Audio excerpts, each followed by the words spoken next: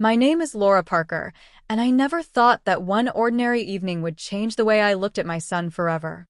I'm a single mother in my early 40s, raising my only child, Ethan, who had just turned 16. Life hadn't been easy for us, but I always believed that love, patience, and faith in each other could get us through anything. It was a Friday evening, the kind of night where exhaustion settled deep in my bones after a long week of working 2 jobs. My mornings were spent at a small diner on the edge of town, pouring coffee and serving breakfast plates to regulars who knew me by name. Afternoons and evenings, I worked as a cashier at a local grocery store. It wasn't glamorous, but it was steady. And it was enough to keep food on the table, the lights on, and a roof over our heads.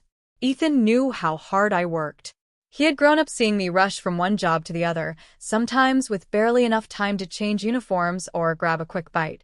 He was always supportive, never complaining about the things we didn't have, even when I knew he noticed the difference between us and his friends. That Friday night, I came home completely drained. My back ached from standing all day, and my eyes felt heavy even before I sat down.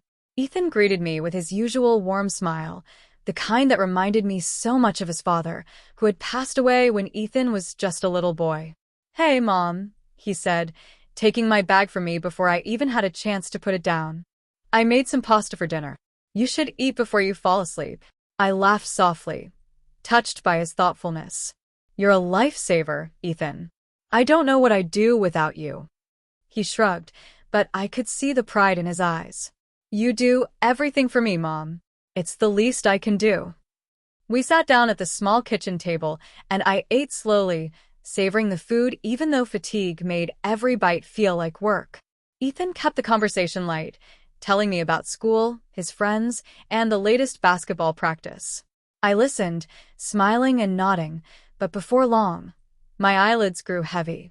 "Go lie down, Mom," Ethan said gently. "I'll clean up." I hesitated. "Are you sure? I don't want to leave everything for you." "Don't worry about it," he insisted. "Just rest." And so, I gave in. I hugged him tightly before heading to my room, telling him how proud I was of the young man he was becoming. The bed felt like heaven, and within minutes, I drifted into the deepest sleep I'd had in weeks. But while I was asleep, Ethan did something that I never expected, something that would leave me speechless the next morning. I woke up on Saturday, with sunlight streaming through the blinds. For the first time in what felt like forever, I had slept through the night without interruption. I stretched, feeling a surprising lightness in my body, and then noticed something unusual. The faint smell of coffee drifted through the air, along with was that the scent of pancakes? Confused, I slipped into my robe and padded toward the kitchen. What I saw stopped me in my tracks. The house, our little worn-down home that often looked more cluttered than clean, was spotless. The living room rug had been vacuumed, the kitchen counters gleamed, and the stack of dishes I had been too tired to wash the night before had vanished. The table was set with plates, silverware, and a small vase holding a single flower from the garden. On the stove, a pan sizzled as Ethan carefully flipped pancakes. He looked up at me with a grin. "Morning, Mom. Breakfast is almost ready." I blinked, stunned. "Ethan, did you do all this?" "Yeah," he said casually, as if it were the most normal thing in the world. "I thought you could use a break." My throat tightened as tears welled up. I hadn't expected this. My son, who was usually busy with his own teenage world, had stayed up late to clean, cook, and create this peaceful morning for me. But it didn't stop there.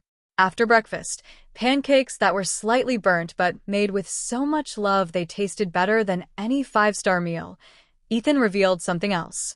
He had gone through our bills, organized them neatly, and even set up a small budget plan on my old laptop.